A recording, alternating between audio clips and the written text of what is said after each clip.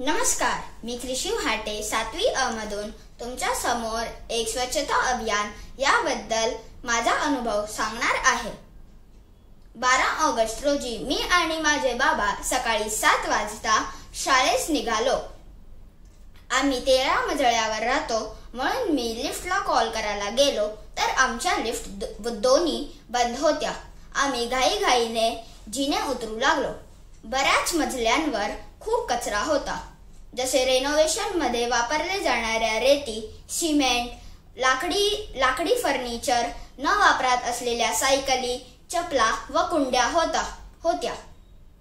एक तुटलेली खुर्ची माझ्या वडिलांना देखील लागली।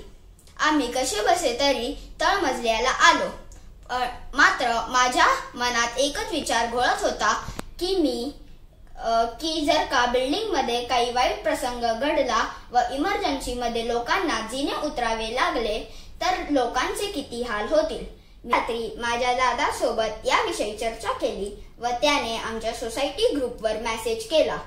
सर्व रहिवाशांनी याबद्दल गंभीर दखल घेतली। दुसऱ्याच दिवशी 18 ते 22 वर्षाच्या मुलांनी प्रत्येक घरी जाऊन त्यांना सांगितले की आवश्यक वस्तू आपल्या घरात ठेवावे आणि बाकीचे सामान भंगारवाल्याला विकावे। रहिवाशांना त्यांचे म्हणणे पटले।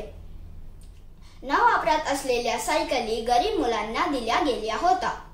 भंगारवाल्याकडून मिळालेल्या पैशात आम्ही 2 मोठे कचऱ्याचे डबे घेतले व एका कचऱ्याच्या डब्यावर ओला कचरा व दुसऱ्या डब्यावर सुका कचरा असे लेबल लावले।